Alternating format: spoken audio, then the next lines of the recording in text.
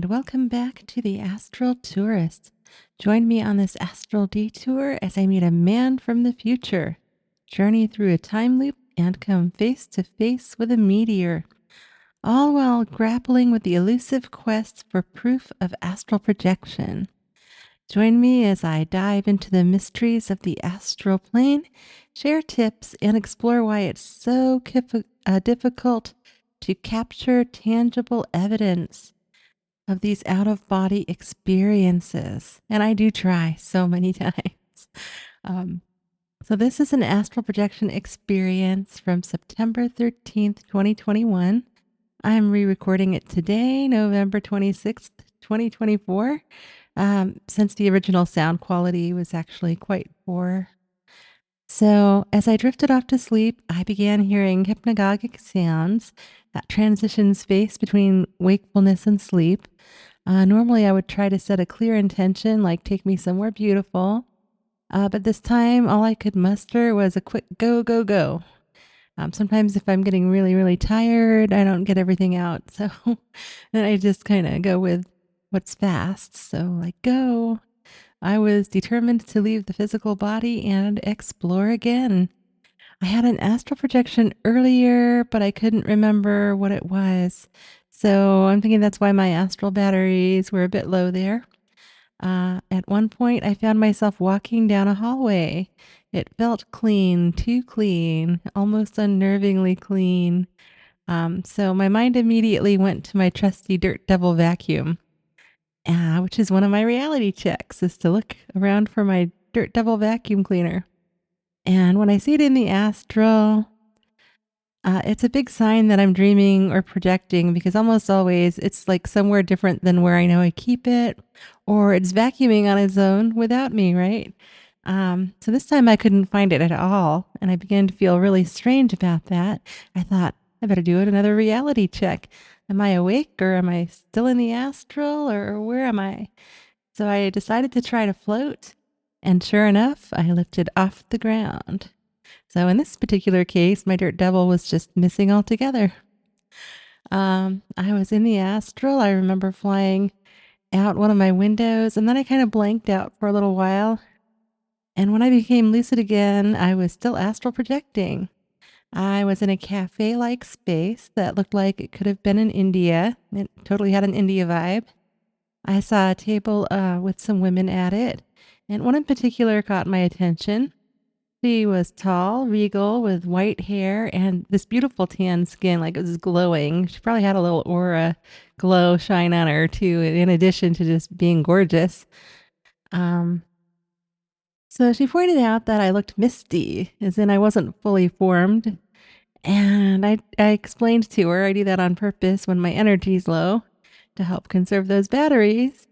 But sometimes it does spook people if I look a little bit too much like a ghost. So I had to explain it to something I do again, and she seemed genuinely concerned, like wondering, is something wrong with your health? She was really lucid though, which made me think maybe this is the right person to try and exchange information with to try and prove astral projection, right? So I gave her my email, my astral tourist email, and there's a big challenge with this every time. Even when you share details like an email address, just something easy like that, the person might not remember it when they wake up, and mostly don't, in my experience. Time and dimensions play tricks on our memories. Also, she didn't seem interested in waking up right away. And that's one of the things you do if you really want to remember, you wake yourself up right then. And I help people do this by like offering to clap 3 times with them and shout, wake up, so they can remember the information. But she was not interested. She was willing to try and do this with me, but, on her own terms when she wanted to wake up. So I try not to expect that much from these types of exchanges or get my hopes up too much. I've had a lot of people say that they would try, and I still haven't heard from them. So, uh, I still keep trying. Later on, I met an iridescent looking man. He was kind of sparkly, and he seemed interested in my attempt to prove astral projection. He even mentioned that a large meteor would hit India in the future, And he was telling me he was from a time period after that event. So this is the man from the future. And I got really curious. And so I asked him which year he was in, but he wouldn't tell me. He only said it was after the meteor strike. That's all I could get from him as far as a specific date, sometime after the strike.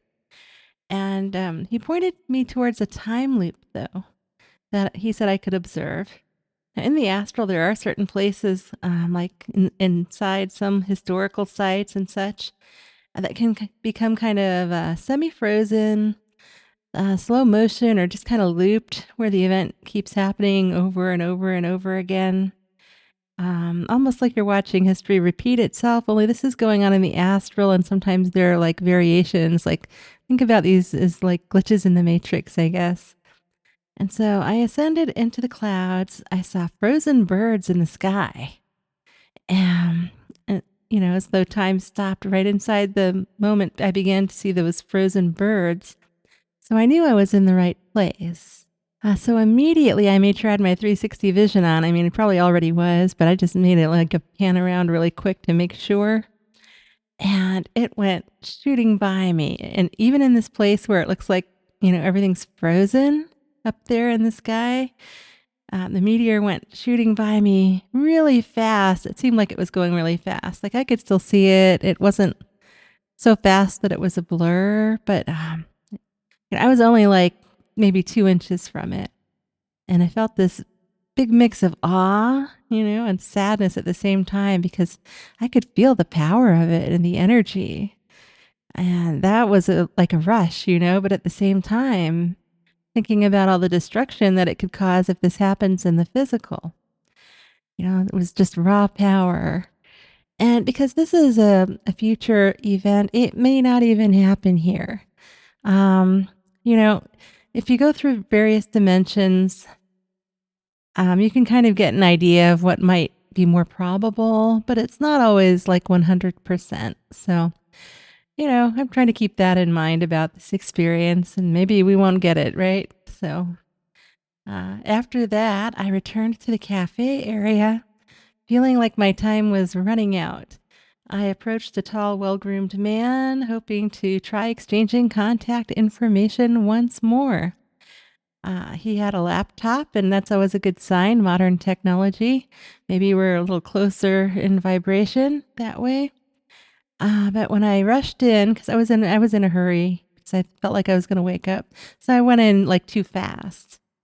And without properly explaining myself, I guess, or I was telepathing too quickly, he misunderstood and thought I was like being really rude and pushy or something. So I again tried to explain I wasn't looking for like personal information. I was trying to prove astral projection. He didn't have to tell me anything. I would just give him my email. And once he understood, he calmed down and he even seemed interested in it. But we didn't have much time to talk before I woke up because I woke up. I think I did get him my email, but I haven't heard back as usual. So one key takeaway is that things don't always go as planned. Whether you're trying to share information or communicate with others in a certain way, it's not always as straightforward as it may seem. And I'm learning more and more with every attempt over the many years here. And even though I didn't get concrete proof of astral projection, I'm still more determined than ever to continue exploring and experimenting. Thanks for joining me on this trippy astral detour today. I hope my experiences can give you some insights about your own journeys. Don't forget to share, like, subscribe, and stay tuned for more tips and experiences from the astral plane. Until next time, stay positive, stay curious, and keep exploring. Who knows? Maybe I will see you out there.